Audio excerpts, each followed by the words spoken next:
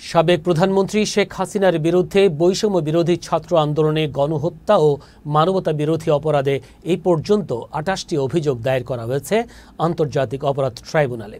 এর মধ্যে সব মামলায় প্রধান আসামি শেখ হাসিনা। মামলায় আসামি করা হয়েছে শেখ হাসিনা সরকারের কয়েকজন মন্ত্রী, পুলিশের তৎকালীন আইজি সহ কয়েকজন ঊর্ধ্বতন কর্মকর্তাকেও। আছেন আওয়ামী লীগের অঙ্গ ও সহযোগী সংগঠনের নেতা এবং কয়েকজন সাংবাদিকের নামও। বর্তমানে অভিযোগগুলো তদন্ত পর্যায়ে রয়েছে। এখন পর্যন্ত কোনো বিচারিক প্যানেল না থাকায় এসব অভিযোগের বিচার প্রক্রিয়া শুরু করতে পারছে না প্রসিকিউশন।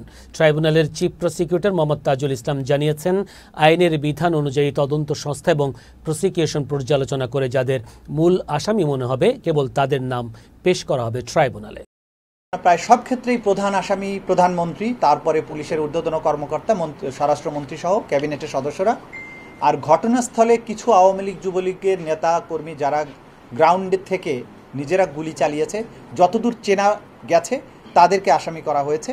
এবং লোকাল থানার যে পুলিশ যারা এখানে দায়িত্বরত ছিল, যাদেরকে মানুষ চেনে, এই লোকদেরকেই আসামি করা হয়েছে।